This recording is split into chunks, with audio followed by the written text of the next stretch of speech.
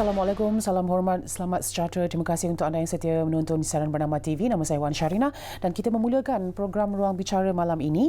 Secara khususnya sebenarnya ingin memberikan penumpuan kepada warga negara Malaysia, perantau-perantau kita yang berada di luar negara, khususnya dalam keadaan kita berdepan seluruh dunia sebenarnya berdepan dengan situasi COVID-19 dan kita akan hubungi 3 orang sebenarnya warga negara Malaysia yang berada di beberapa tempat lain di luar dari Malaysia, antaranya ialah di Beijing dan juga di London dan Amsterdam.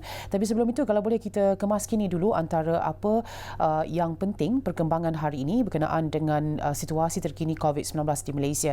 Ini pengumuman dibuat oleh Ketua Pengarah Kesihatan dan juga di makluman Kementerian Kesihatan Malaysia yang menunjukkan bahawa kes baru berjumlah 235 dicatatkan di Malaysia hari ini dengan sebanyak 60 kes adalah berkaitan dengan kluster perhimpunan di Seri Petaling, manakala baki 175 kes lagi masih dalam siasatan dan kemungkinan berkaitan dengan lain-lain kluster, menjadikan jumlah kes keseluruhan di Malaysia ialah 2,031 orang setakat ini dengan 1,793 kes sedang aktif dirawat.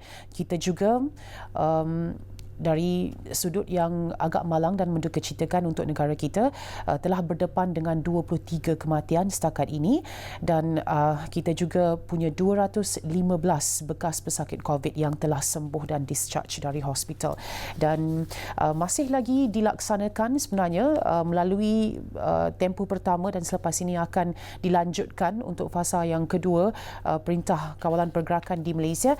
Ada juga kenyataan akhbar daripada Menteri Kanan Kluster Keselamatan mengenai Perintah Kawalan Pergerakan yang diperketatkan. Ini khusus sebenarnya setelah ada pengesahan terdapat 83 kes positif jangkitan COVID-19 di daerah Keluang, Johor, dan daripada jumlah itu sebanyak 61 kes adalah dari Kampung Datuk Ibrahim Majid dan Bandar Baharu Datuk Ibrahim Majid di Simpang Renggam, Keluang, Johor.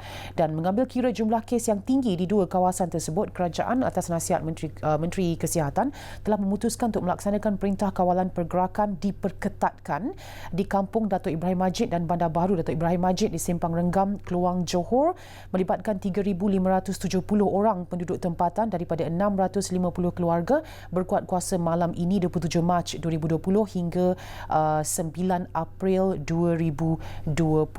Dan pelaksanaan perintah ini akan menyaksikan semua penduduk tempatan dan pelawat yang telah pun berada di kedua-dua kawasan ini tidak dibenarkan keluar rumah sepanjang tempoh PKPD dikuatkuasakan. Bukan penduduk tempatan dan pelawat tidak dibenarkan masuk ke kedua-dua kawasan sepanjang tempoh PKPD dikuatkuasakan. Semua aktiviti perniagaan dihentikan dan makanan asas yang mencukupi untuk tempoh 14 hari akan dibekalkan kepada semua penduduk tempatan oleh Jabatan Kebajikan Masyarakat. Itu antaranya. Dan kita sekarang ini ingin mengetahui juga sebenarnya bagaimana keadaan negara-negara lain, bagaimana situasi rakyat di negara lain khususnya yang dihadapi sendiri oleh rakyat Malaysia yang berada di luar negara tentang ataupun berhubung dengan Perintah Kawalan Pergerakan ataupun Movement Control Order yang dilaksanakan di negara-negara lain juga. Antaranya kita cuba untuk menghubungi warga negara Malaysia yang kini berada di Beijing, iaitu Kis Elias. Kis merupakan peneraju sambilan bernama radio dan kalau kita sudah bersedia, kita boleh teruskan dengan panggilan yang pertama ini di talian sekarang ini. Kis, hello Kis. Hai Wan Syarina. Terima kasih Kis kerana bersama-sama kami memberikan kita sedikit masa sebenarnya untuk berkongsi apa yang dihadapi oleh Kis dan suami serta anak yang berada di Beijing sekarang ini ya Kis. Okey, Assalamualaikum semua. Kalau di Malaysia baru saja dimulakan perintah untuk tak keluar rumah, tapi kami di Beijing, di China ni, tak keluar rumah sejak tahun baru China yang lalu, iaitu pada penghujung bulan Januari. Jadi hari ini hampir 2 bulan duduk rumah. Namun keadaan dilihat makin pulih kembali seperti biasa. Kalau kita lihat di Provinsi Hubei, perintah berkurung dah tamat, dan di Beijing pula saya lihat ramai dah mula keluar dari rumah sejak hujung minggu lepas. Kalau kita lihat banyak kedai, banyak restoran dah dibuka semula. Tapi masih lagi penduduk di sini dilihat memakai topeng muka. Jalinan kesihatan masih dijalankan di setiap checkpoint, namun keadaan dah kembali dilihat seperti biasa pada hari ini. Setakat ini dunia memang diberitahu bahawa China telah berada pada fasa pemulihan dengan hampir terhentinya catatan kes baru dilaporkan ya kes. Kalau boleh kita tahu keadaan moral yang berada di sana mula kembali nak bekerja dan meneruskan semula apa yang mereka tinggalkan selama 2 bulan. Kes ya? Betul. Jadi kalau macam saya cakap tadi, restoran buka, ramai dah kembali bekerja. Namun sekolah masih lagi ditutup, masih lagi pergerakan masih lagi, kalau kita lihat kami pun macam tunggu beberapa hari baru rasa selamat nak keluar, dan suami pun masih lagi bekerja dari rumah. Keadaan masih lagi orang kata nak kembali pulih, namun masih ambil masa. Jadi, dari segi moralnya bagaimana? Ya? Dari segi moralnya bagaimana? Semangat. Dari segi moral, kalau saya boleh kongsikan, pada semalam saya baru pertama kali menjejakkan kaki keluar rumah setelah 2 bulan. Jadi perasaan nikmat yang orang kata selama ini kita tak perasan, boleh keluar rumah. Lepas tu boleh menghirup udara segar, melihat dunia luar setelah 2 bulan duduk di rumah ni, satu perasaan yang sukar nak digambarkan. Jadi kalau saya turun kat bawah pun kita tengok orang ramai macam keluar bawa anak jalan-jalan, kita dah rasa selamat, dah rasa macam setelah 2 bulan tak keluar rumah, ini rupanya perasaan yang sukar nak digambarkan. Okey. Rumah ni masing-masing pergi kedai, beli barang macam biasa. Jadi tak sangka lepas 2 bulan ni kita dapat rasa. Kalau boleh kita tahu, lockdown yang dijalankan di Beijing secara khususnya selama 2 bulan itu memang tidak dibenarkan langsung keluar, perintah berkurung ataupun ada tempoh atau bagaimana kes?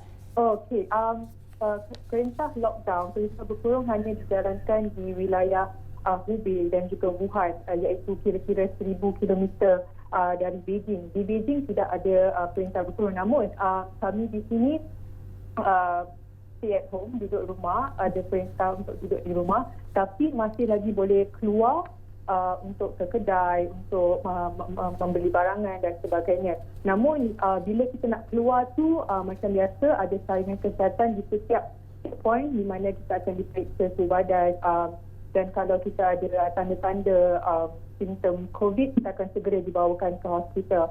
Dan juga di setiap subway, di setiap di subway, di pengantar-terbang akan ada saringan kesihatan di mana-mana, dan perintah untuk di rumah.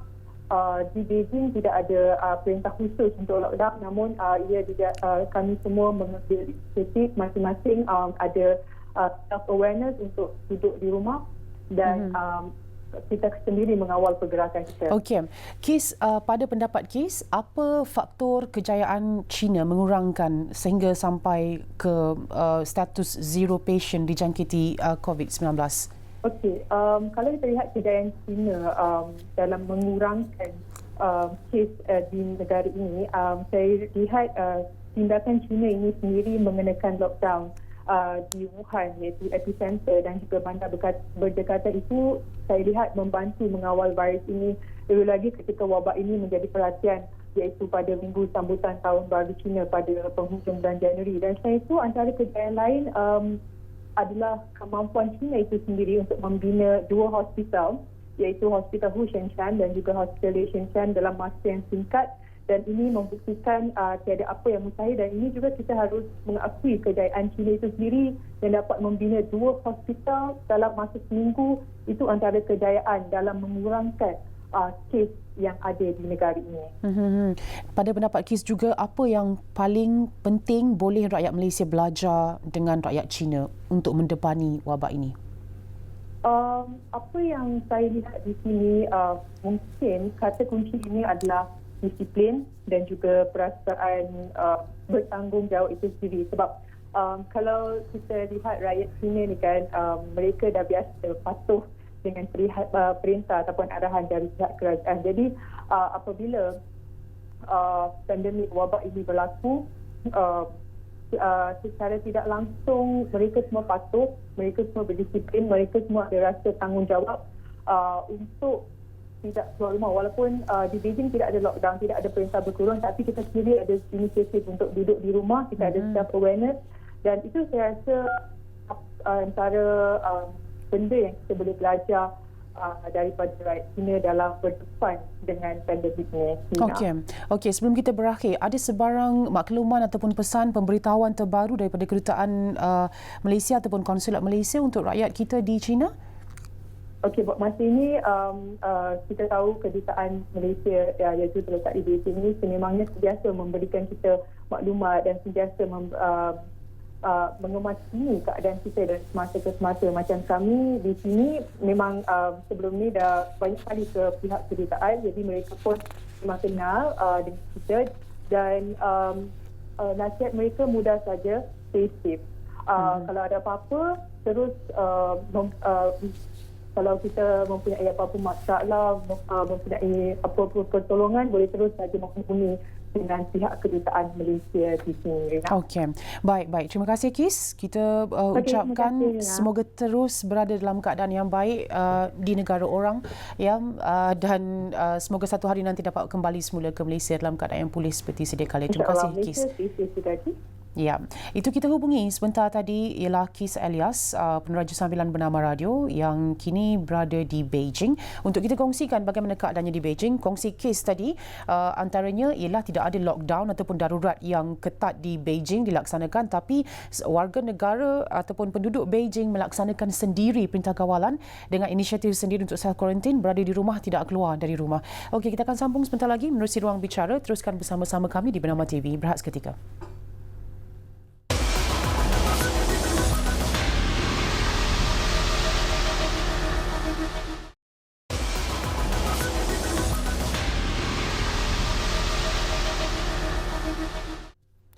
Kembali menerusi Ruang Bicara. Malam ini kita memberikan fokus kepada perantau kita, warga negara kita yang berada di luar Malaysia. Dan tadi kita hubungi Kis Elias di Beijing. Sekarang ini kita menghubungi warga negara Malaysia yang menetap di London, S. Timoli Subramaniam yang merupakan juga bekas wartawan penyiaran. Untuk rekod ataupun kalau boleh kita rujuk sedikit juga, di United Kingdom lebih 9,500 confirmed case dengan lebih 460 kematian telah pun dicatatkan. Dan London antaranya adalah bandar yang mencatatkan kes yang tinggi dan di London juga ada 9.3 juta penduduk. Sekarang ini kita hubungi S. Timoli Subramaniam di talian. Hello, Puan Timoli. Hello. Ya, Puan boleh dengar saya? Ya, apa khabar Wan Syarina? Khabar baik, terima kasih kerana meluangkan sedikit masa untuk bersama-sama kami dan berkongsi cerita jauh dari London. Kalau boleh kita kongsikan sedikit Puan Timoli, bagaimana keadaan di London secara khususnya sejak wabak COVID-19 melanda? Ya, kini sudah hampir dalam 6 minggu sejak kes pertama dikesan di London dan sehingga hari ini dilaporkan lebih 9,529 kes sudah pun dikenal pasti dan sebanyak 465 kematian. Di kawasan yang saya bermantau sekarang ni lebih kurang dekat dengan London dan lebih 3,000 kes coronavirus. Dan sekarang pada 23 Mac Boris Johnson itu Perdana Menteri UK sudah pun mengumumkan supaya semua rakyat tinggal di rumah ataupun stay at home selama 3 minggu dan hanya boleh keluar untuk membeli makanan ataupun ada keperluan kesihatan dan pekerjaan yang tidak boleh dibuat dari rumah. Pada ketika ini ramai di London sudah pun memulakan kerja mereka di London. Seperti saya sendiri, saya bekerja sebagai penasihat media kepada sebuah syarikat perubatan, sedang bekerja dari rumah dan sekolah pun dari Isnin sudah bermula homeschooling, iaitu anak-anak mereka di seluruh England akan bersekolah dari rumah. So, apa yang disarankan oleh kerajaan ataupun pihak sekolah ialah kita mengikuti rutin seperti di sekolah, iaitu dari pukul 9 sehingga 3.30 petang. So, satu cabaran kepada ibu bapa kerana ramai yang perlu bekerja dari rumah dan juga menjaga anak-anak mereka dan mengikuti silibus-silibus yang setiap hari dimuat turunkan oleh guru-guru. dalam menggunakan G Suite. So homework akan disalurkan kepada ibu bapa dan kami perlu memuatkannya dan menjalani rutin seperti sekolah di rumah. So satu cabaran dan kita tidak tahu sehingga bila keadaan ini akan berterusan. Dan seperti saya sendiri, keluarga saya sekarang dalam isolasi iaitu kerana ada simptom-simptom flu. Bukan COVID, tetapi walaupun ada simptom, kita perlu mengisolasikan diri daripada kontak ataupun menghubungi di luar ataupun keluar untuk bertemu rakan dan sebagainya. So untuk 14 hari kita tidak boleh keluar langsung walaupun untuk membeli makanan. Jadi kebanyakan daripada rakyat di negara ini sudah pun tahu keadaan yang akan berlaku ataupun sudah mengenal pasti apa yang akan berlaku. So ramai yang sudah bersiap sedia. So stay at home ruling ataupun restriction yang baru diperkenalkan membenarkan rakyat di negara ini untuk keluar membeli makanan. Dan kita perlu seperti di Malaysia, kita perlu menjarakkan diri sebanyak 2 meter distance, self distancing, dan juga saranan untuk mencuci tangan. Sebaik saja keluar masuk rumah, kita harus mencuci tangan 20 saat. So semua itu sudah pun disalurkan kepada rakyat dan rakyat memang bersiap sedia. Namun masih ada segelintir yang degil. Untuk mereka kerajaan boleh mengenakan tindakan, tetapi sebagai seorang ibu, sebagai seorang rakyat, kita harus mengambil kira apa tanggungjawab diri sendiri untuk menangani. Pada pandangan saya, setiap individu, bukan kerajaan yang harus mengeluarkan notis kenakan hukuman ataupun penjara ataupun penalti. Tetapi kita sendiri harus tahu apakah outcome ataupun what will happen if we don't go out. If we do go out and expose ourselves with the virus, apa yang akan berlaku kepada masyarakat ataupun komuniti kita. So peranan itu harus dimainkan oleh rakyat itu sendiri. Bukan sahaja rakyat, sebab pandemik seluruh the whole world has to take part. Bukan saya di sini di London atau awak di sana di Malaysia, tapi seluruh dunia harus bekerjasama untuk menangani masalah ini. Okey, baik. Terima kasih Puan kerana berkongsi dengan kita maklumatnya di London sekarang ni. Kita harap dapat banyak lagi kita boleh tanya mungkin dan kongsikan mungkin pada lain masa. Terima kasih sekali lagi Puan Esti Molly Subramaniam yang kini berada di London, dan kita cuba hubungi seorang lagi iaitu Ami Omar, warga negara Malaysia di Amsterdam, merupakan seorang profesional di sana. Hello Cik Ami. Halo, Assalamualaikum. Waalaikumsalam. Terima kasih Cik Ami luangkan masa bersama-sama dengan kita malam ini. Kalau boleh kita ingin tahu juga keadaan di Amsterdam di sana, keadaan semasa Cik Ami sendiri dan rakan-rakan dari Malaysia yang lain untuk waktu ini. Keadaan dekat Amsterdam sekarang macam biasa. Dia bukan semi lockdown. Okey, ada sebarang makluman oleh kedutaan. Kita terputus hubungan dengan Encik Ami Omar yang merupakan seorang profesional di Amsterdam. Saya kira kita tidak punya banyak masa untuk kita hubungi semula, tapi kita akan cuba untuk menghubungi. Ada sedikit lagi masa sebelum kita berakhir pada malam ini.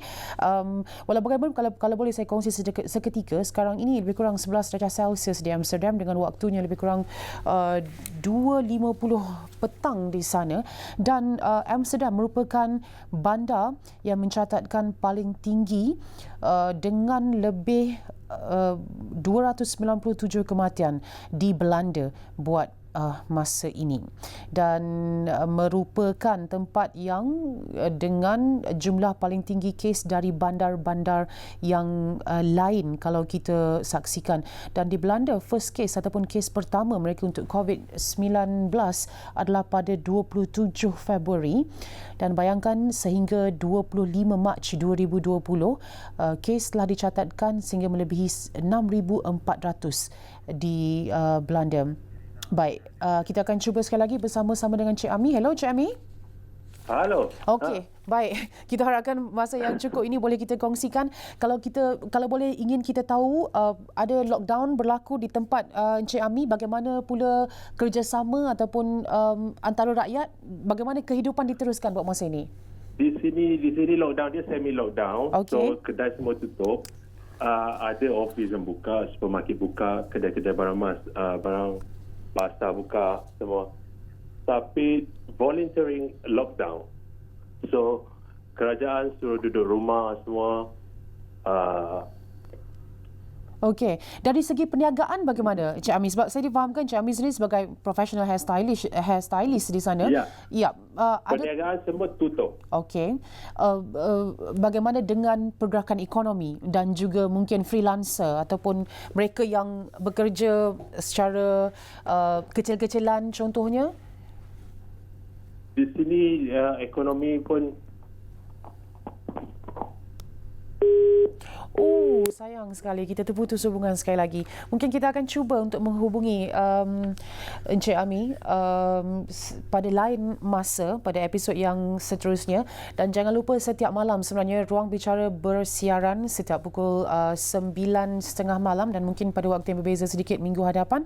Walau bagaimanapun sepanjang tempoh MCO ataupun Perintah Kawalan Pergerakan ini, kami akan membawakan kepada anda berita-berita dan perkembangan semasa serta ulasan bersama-sama dengan tetamu yang akan kita cuba hubungi dari semasa ke semasa dengan penjarakan sosial kita galakkan sebenarnya.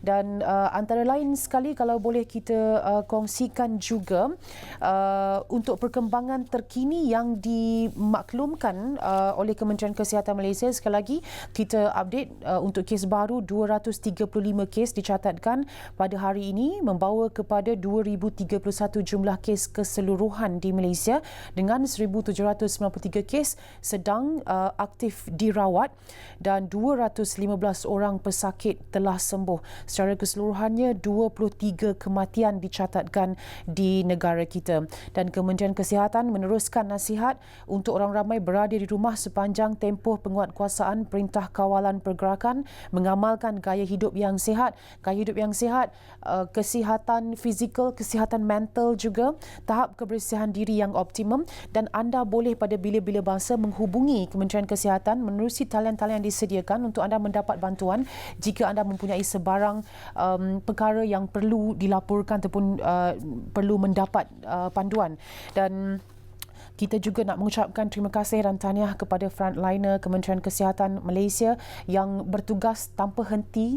Saya difahamkan tidak ada cuti untuk mereka, sehingga kan sekurang-kurangnya 215 pesakit telah sembuh dan discharge dari hospital setakat ini.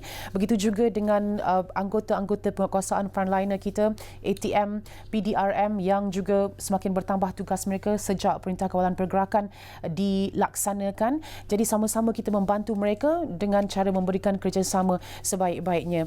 Baik, itu saja untuk Ruang Bicara pada malam ini. Bersua lagi pada lain masa. Teruskan menonton siaran Bernama TV untuk kemaskini dan perkembangan dalam dan luar negara, terutamanya berkaitan dengan situasi COVID-19. Jumpa lagi.